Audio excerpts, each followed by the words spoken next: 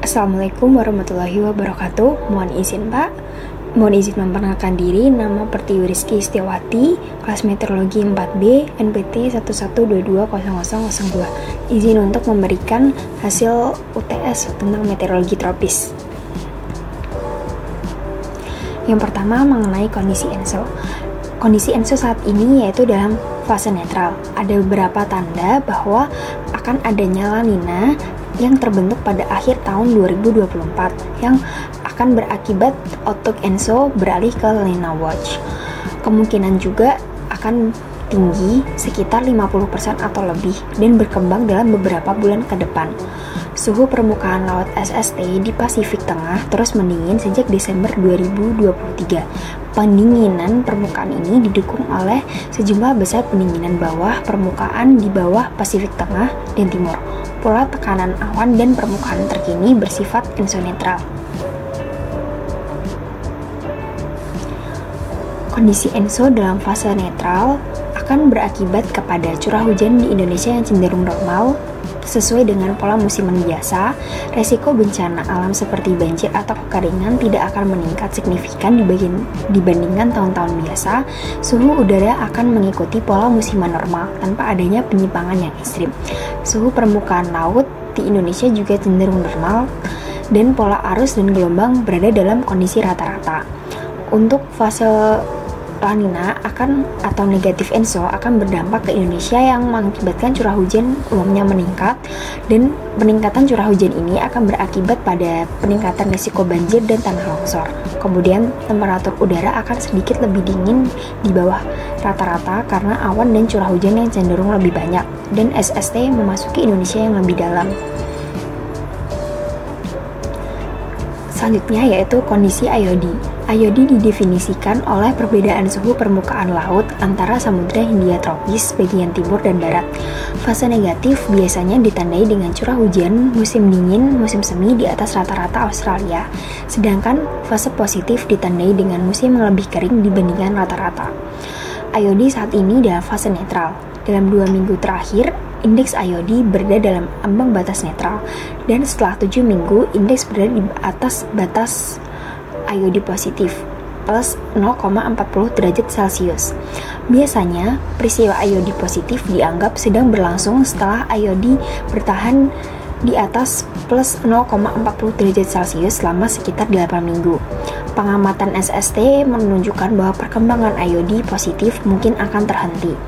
Di Samudra Hindia tropis bagian timur, di selatan Khatulistiwa, SST 0,4 hingga 1,2 lebih hangat dari rata-rata, dan di bagian tengah Samudra Hindia tropis sedikit memanas selama 2 minggu terakhir.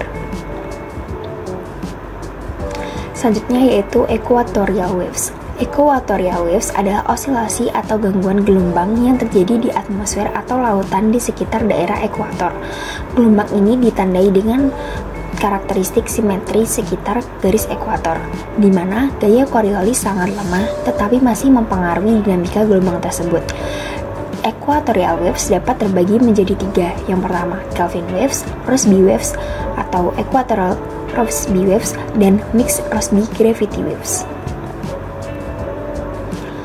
Untuk yang pertama yaitu Kelvin waves. Pertama kali ditemukan oleh Lord Kelvin di abad ke-19 yang merupakan gelombang planeter atau sinoptik atmosfer, dibangkitkan oleh osilasi pada pola pemanasan konvektif skala luas di lapisan troposfer ekuator. Gelombang Kelvin digabungkan secara konvektif memiliki periode 6-7 hari dengan kecepatan fase 12-25 meter per sekon. Gelombang Kelvin kering ini di stratosfer bawah memiliki kecepatan fase dari 30-60 meter per sekon dan bergerak di 10 derajat lintang selatan dan juga lintang utara. Selanjutnya yaitu Rossby wave, terjadi karena berpasangan dan bergerak ke arah barat di sekitar kawasan ekuator. Berbeda dengan gelombang Kelvin, gelombang Rossby ini memiliki komponen utara dan selatan dan dipengaruhi oleh efek Coriolis. Gelombang Rossby khatulistiwa dianalisis dalam angin tropis 850 hektopascal. Gelombang Rossby khatulistiwa ini memiliki umur yang panjang, umurnya bisa sekitar hari sampai dengan minggu. Gelombang Rossby ini merambat ke arah barat dengan kecepatan 10-20 meter per sekon untuk gelombang Rossby kering, dan 5-7 meter per sekon untuk yang berpasangan secara konvektif. Yang terakhir yaitu mix Rossby gravity, yaitu antara menggabungkan gelombang Rossby dan juga gelombang gravitasi. Cuaca di gelombang gravitasi campur Rossby dan gravitasi ini terjadi di daerah tropis yang dalam. Gelombang ini memaksa dan dipaksakan oleh badai petir. MRI memiliki skala longitudinal 1000 sampai 4000 km yang memiliki rentang periode 4 sampai 5 hari dan kecepatan sekitar 8 sampai 10 meter per second. Untuk gelombang Kelvin sendiri, dia bergerak dari arah barat menuju ke timur. Gelombang Rossby bergerak dari arah timur menuju ke barat, dan juga gelombang mixed gravity. Selanjutnya yaitu faktor pemicu gelombang khatulistiwa, yaitu adanya pemanasan laten, interaksi lewat atmosfer, dan juga parabola. Perannya sendiri dalam perubahan juga cuaca equatorial waves berkontribusi pada MJO, angin pasat, pola cuaca tropis berskala besar, dan juga pola curah hujan. Gelombang Kelvin misalnya dapat memicu peristiwa El Nino dengan mempengaruhi SST di Samudra Pasifik. Selanjutnya yaitu global circulation. Sirkulasi global mengacu pada pergerakan udara di atmosfer bumi dan arus laut di samudra. Ini terbentuk adanya karena perbedaan suhu antara khatulistiwa dan kutub serta Coriolis dari rotasi bumi. Udara hangat naik di khatulistiwa bergerak ke kutub dan turun di daerah kutub. Sebaliknya, udara dingin dari kutub bergerak ke khatulistiwa di permukaan. Selanjutnya adalah Hadley. Sel Hadley adalah terbentuk karena adanya perbedaan suhu antara khatulistiwa dan juga daerah subtropis di garis lintang yang lebih tinggi. Proses pemanasan di khatulistiwa ini akan menyebabkan udara naik membentuk daerah bertekanan rendah. Udara panas yang naik ini kemudian bergerak ke arah kutub, tetapi karena rotasi bumi, angin akan dibolehkan ke arah timur. Udara dingin di subtropis yang mengalami pendinginan karena kontak dengan daratan atau laut yang lebih dingin turun kembali ke permukaan membentuk daerah bertekanan tinggi. Angin pasat bertiup ke arah ekuator, kemudian naik dekat ekuator sebagai garis putus-putus badai petir atau ITCZ atau biasa yang dikenal dengan zona konvergensi antar tropis. Dari puncak badai ini, udara mengalir menuju garis lintang yang lebih tinggi. Laut tenggelam dan menghasilkan daerah bertekanan tinggi di lautan subtropis dan gurun panas seperti gurun Sahara di Afrika Utara. Ferrel cell atau sel Ferrel berada di antara sel Hadley dan juga sel polar. Sel Ferrel ini terbentuk karena interaksi adanya sel Hadley dan juga sel polar. Udara di daerah khatulistiwa naik dan bergerak ke arah kutub membentuk sel Hadley, sementara udara di daerah kutub turun membentuk sel polar. Di antara keduanya ada pergerakan udara yang berlawanan arah dengan pergerakan sel Hadley dan juga polar, yaitu dari arah kutub ke arah khatulistiwa di permukaan bumi. Namun, karena efek Coriolis, udara ini akan dibelokkan ke arah timur dan menghasilkan arah angin dari barat ke timur di daerah antara sel Hadley dan juga polar. Inilah yang disebut dengan angin barat. Sel Ferrel relatif lemah dan lebih kompleks daripada sel Hadley atau sel polar. Sel Ferrel mendominasi zona lintang menengah. Selanjutnya yaitu polar cell atau sel polar yang terletak di wilayah kutub. Sel polar ini membentang dari kutub ke daerah subtropis di kedua belahan bumi. Sirkulasi udara dalam sel polar didorong oleh pendinginan udara di kutub yang menyebabkan udara turun ke permukaan bumi, membentuk daerah bertekanan tinggi. Di sel polar, udara dingin di kutub turun ke permukaan bumi dan mengalir ke khatulistiwa. Namun karena efek Coriolis, aliran udara ini akan terdorong ke arah timur, menghasilkan angin polar yang bergerak dari timur ke barat. Sel polar memiliki dampak wilayah kutub dan lintang tinggi. Pola sirkulasi sel polar juga mempengaruhi pergerakan jet stream dan pembentukan badai cuaca ekstratropis. Selanjutnya yaitu ENSO atau El Nino dan La Nina Oscillation adalah fenomena yang terjadi di samudra tropis yang akan mempengaruhi cuaca di seluruh dunia. ENSO terdiri dari dua fase. Yang pertama yaitu fase El Nino dan juga fase La Nina. El Nino sendiri ditandai dengan pemanasan air laut di bagian tengah samudra Pasifik tropis dan seringkali menyebabkan perubahan dalam pola cuaca global, termasuk peningkatan curah hujan di beberapa wilayah dan kekeringan di wilayah lainnya. Selanjutnya yaitu La Nina. Fase ini adalah kebalikan dari El Nino, ditandai dengan pendinginan air laut di bagian tengah dan timur samudra Pasifik tropis. La Nina juga mempengaruhi pola cuaca global dan menyebabkan kondisi yang lebih basah di beberapa wilayah dan kondisi yang lebih kering di wilayah lainnya. Seperti contohnya yang ada di Indonesia. Ketika di Indonesia mengalami fase El Nino akan menyebabkan musim kering dan musim hujan di wilayah lainnya. Kemudian ketika Indonesia mengalami fase La Nina, maka di Indonesia akan mengalami musim hujan dan di di negara bagian lainnya akan mengalami fase kering. Kemudian adalah indeks ENSO.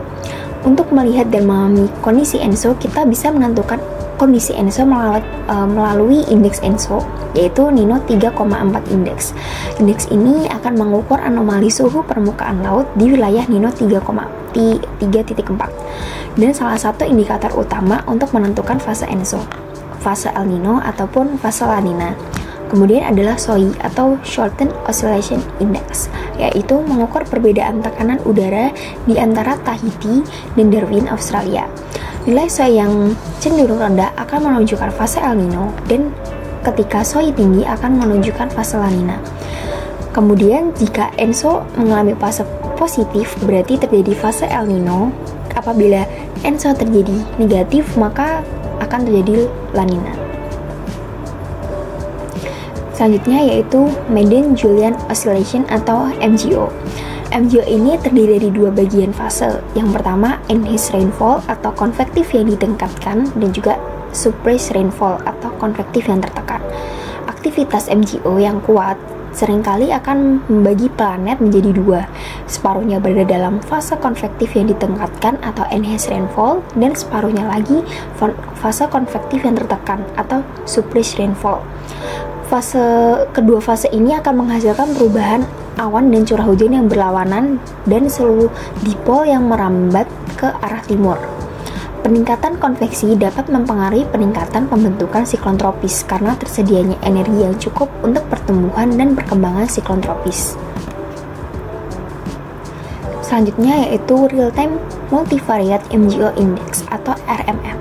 Indeks ini adalah salah satu metode utama untuk mengukur dan memonitoring adanya MJO.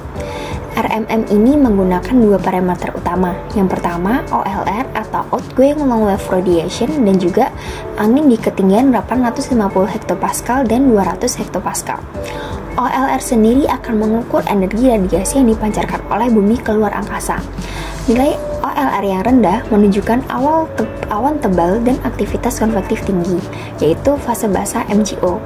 Untuk angin di ketinggian 850 hektopascal dan 200 hektopascal akan mengukur kecepatan dan arah angin di lapisan bawah dan atas troposfer.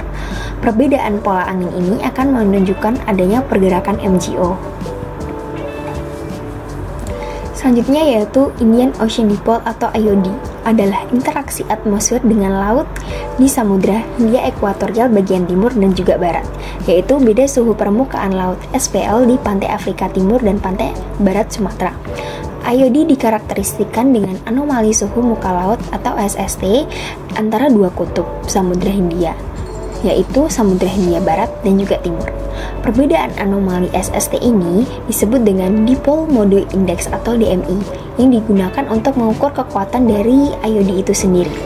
Apabila DMI bernilai positif, maka disebut periode IOD positif, dan apabila DMI bernilai negatif, maka disebut periode IOD negatif. Selanjutnya yaitu fase IOD. Apabila fase IOD ini terjadi, maka ditandai dengan lebih dinginnya SST di pantai barat Afrika daripada di sebelah barat Indonesia. Sirkulasi ini akan menciptakan sirkulasi yang lebih kuat yang membawa angin barat di atas lautan. Konveksi yang lebih kuat inilah yang akan menyebabkan Indonesia mengalami fase hujan dan seringkali kekeringan di sekitar Afrika. Kebalikannya, untuk fase iodi positif, maka di daerah perairan Indonesia akan lebih dingin daripada yang di Afrika, dan kondisi ini akan menyebabkan kuatnya angin timuran yang berhembus. Fase positif iodi ini akan berakibat menguatnya konveksi di Afrika yang meningkatkan curah hujan, dan di Indonesia yang memiliki karakteristik iklim kering. Selanjutnya yaitu indeks monsun. Indeks monsun ada dua. Yang pertama WNPMI dan juga indeks monsun AUSMI.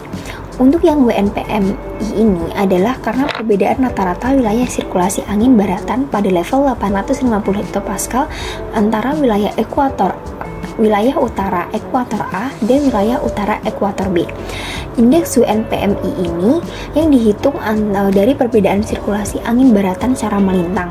Indeks ini berhasil menggambarkan dengan sangat baik intensitas angin baratan serta vortisitas angin level bawah yang berkaitan dengan aktivitas gelombang Rossby sebagai respon terhadap sumber panas konvektif di Laut Filipina, di mana keduanya adalah mekanisme utama yang mengatur variabilitas hujan di wilayah tersebut. Indeks ini dapat mempresentasikan keragaman dominan dari variasi antar tahunan monsun Pasifik bagian barat, Pasifik Barat bagian utara atau WNPSM. Selanjutnya yaitu indeks monsun AUSMI. Rata-rata wilayah angin zonal pada wilayah 5 derajat sampai 15 derajat Indonesia Selatan dan 10 derajat sampai 130 derajat timur. Indeks ini dapat menggambarkan variabilitas sirkulasi skala besar monsun musim panas Australia dengan sangat baik dalam berbagai skala waktu, baik siklus tahunan, musim, antar tahunan, maupun dekade. Pengujian keandalan monsun WNPMI dan AUSMI ini terhadap kemampuannya dalam menggambarkan variabilitas monsun pada multi skala waktu, yaitu antar tahunan, variasi musim, dan tahunan. Untuk mengetahui performa kedua indeks dalam menggambarkan variasi antar tahunan dilakukan dengan analisis korelasi menggunakan rumus koefisien korelasi Pearson. Selanjutnya yaitu monsoon break. Monsoon break adalah periode singkat di mana hujan musim monsun berhenti selama beberapa hari atau minggu. Fenomena yang umumnya terjadi di sebuah subbenua India ini. Pada saat ini terjadi masa kering di mana hujan sangat sedikit atau bahkan tidak ada sama sekali. Selanjutnya yaitu Borneo Vortex. Borneo Vortex adalah sirkulasi angin tertutup yang tampak secara jelas di Laut Cina Selatan Ekuator dan benua maritim Indonesia bagian barat atau pesisir barat Pulau Kalimantan. Selama musim dingin di belahan bumi utara berlangsung, Borneo Vortex terindikasi terjadi sirkulasi tertutup yang berlawanan dengan arah jarum jam pada angin 925 hektopascal di area 2,5 derajat lintang selatan sampai 7,5 derajat lintang utara, dan juga 107,5 bujur timur sampai 117,5 bujur timur. Dan rata-rata suatu sistem vortex ini memiliki masa hidup 3,6 hari. Ada 3 faktor pemicu Borneo Vortex. Yang pertama, topografi Borneo yang bervariasi, monsun timur laut, dan juga konvergensi angin di permukaan wilayah tropis. Selanjutnya yaitu cold surge, adalah fenomena meteorologis di mana terjadi aliran udara dingin yang cepat dan kuat dari wilayah bertekanan tinggi di lintang tinggi menuju ke lintang rendah, khususnya di daerah tropis. Fenomena ini terjadi selama musim dingin di belahan bumi utara, terutama di Asia Timur dan juga Asia Tenggara. Cold surge ini berasal dari daerah yang bertekanan tinggi di Siberia atau Mongolia, di mana udara dingin kering berkumpul selama musim dingin. Udara dingin bergerak cepat ke selatan melalui Cina, Vietnam, dan ke wilayah tropis melalui Filipina, Malaysia, dan juga Indonesia. Pergerakan udara dingin ini disertai dengan angin kencang yang dikenal sebagai angin monsun timur laut. Selanjutnya yaitu Cross Equatorial Northerly Surge atau CENS, yaitu fenomena meteorologis berupa aliran angin permukaan yang berasal dari Laut Cina Selatan atau LCS dengan sangat kuat melintasi ekuator. Chance ini berkaitan erat dengan peningkatan curah hujan di sebagian wilayah Indonesia. Yang membedakannya ini, chance akan mempengaruhi konveksi Laut Jawa dan Pulau Jawa terkadang menyebabkan curah hujan yang lebih tinggi. Selanjutnya yaitu analisis MJO. RMM1 dan RMM2 adalah metode matematika yang menggabungkan jumlah awan dan angin di tingkat atas dan bawah atmosfer untuk mengukur kekuatan dan lokasi MJO. Ketika indeks ini berada dalam lingkaran tengah, maka MJO dianggap lemah. Di luar lingkaran ini, indeks lebih kuat dan biasanya akan bergerak berlawanan arah jarum jam seiring menggerakkan MJO dari barat ke timur.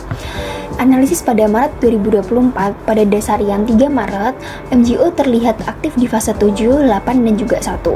Fase ini akan berkaitan dengan peningkatan awan hujan di wilayah yang dilewati oleh MJO. Analisis pada April 2024, MJO diprediksi akan aktif di wilayah maritim pada akhir dasarian 1 hingga dasarian 2 April, yang menandakan potensi peningkatan awan hujan di wilayah tersebut. Analisis pada bulan Mei 2024, pada dasarian 1 Mei 2024, MJO diperkirakan tidak aktif dan akan tidak aktif hingga dasarian 2. Namun MJO akan diperkirakan aktif kembali di fase 4 yang mencakup benua maritim Indonesia pada awal dasarian 3. Pergerakan ini berkaitan dengan potensi peningkatan awan hujan di wilayah yang dilaluinya. Sekian presentasi dari saya. Terima kasih atas perhatiannya. Mohon maaf apabila terdapat kesalahan atau kekurangan dalam presentasi ini. Sekian dari saya. Wassalamualaikum warahmatullahi wabarakatuh.